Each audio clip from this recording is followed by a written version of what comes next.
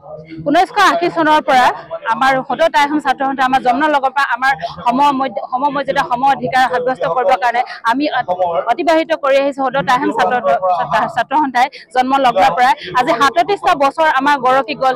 এই 37টা বছৰ অসম চৰকাৰ হওক কেন্দ্ৰীয় চৰকাৰ হওক কোনো আমাৰ ন্যায্য দাবী আমাক আজিলৈকে আমাক প্ৰদান কৰা নাই। সেয়েহে আমি অসম চৰকাৰ বা কেন্দ্ৰীয় চৰকাৰক আমি আহ্বান জনাইছো আৰু আমি যিহেতু আজি পৰ্যন্ত যদি আমাক ইয়াত এই মৰ্যাদা আমাক যদি প্ৰদান নকৰিলেহেঁতেন আমি ইয়াত আজি যন্ত্ৰ মন্ত্ৰত আমি এই প্ৰতিবাদ কৰিবলৈ নাহিলোহেঁতেন। সেয়েহে আমি সকলো দুয়োখন চৰকাৰকে আমি আহ্বান জনাইছো যে আমাৰ অধিকাৰ আমাক প্ৰাপ্য অধিকাৰ আমাক মৰ্যাদা প্ৰদান কৰক, মান্যতা প্ৰদান কৰক আৰু ভৱিষ্যত প্ৰজন্মক আমাৰ নৱ প্ৰজন্মৰ যি অধিকাৰ আছে যি মান্যতা আছে সকলোখিনি যাতে আমাক প্ৰদান কৰে সেয়ে আমাৰ আহ্বান। আৰু অসমৰ চুকে কোণে থকা সকলো ৰাইজক অসমীয়া সকলো ৰাইজক অসমৰ এই চৰ জনগোষ্ঠীৰ লগতে সদৌ তাই আহোম জনগোষ্ঠীটোক আমাৰ জনজাতিকৰণ আমি দাবী জনাইছো চৰ জনগোষ্ঠীৰ লগতে।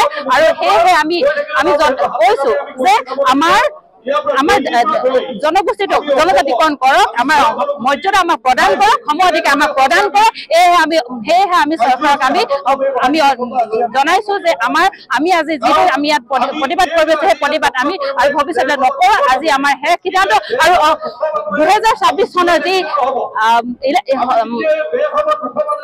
ইলেকশ্যন আছে সেই ইলেকশ্যনৰ আগমুহূৰ্তত আমাক এই ৰাজ্য প্ৰদান কৰিবলৈ আমি অসম চৰকাৰক কেন্দ্ৰীয় চৰকাৰক আমি আহ্বান জনাইছো। আৰু আমাৰ অসমৰ চুকে কোণে থকা প্ৰতিজন অসমীয়ালৈ আমাৰ আহোম জনগোষ্ঠীলৈ মই আহ্বান জনাইছো সকলোৱে আমাৰ লগতে মহিলা আমি এখন ঘৰৰ পৰা এগৰাকী মহিলা আমাৰ লগতে সহযোগ কৰক আৰু নতুন প্ৰজন্ম আমাৰ লগতে সহযোগ কৰক বুলি মই আহ্বান জনাইছো এই যন্ত্ৰ মন্ত্ৰ থলীৰ পৰা।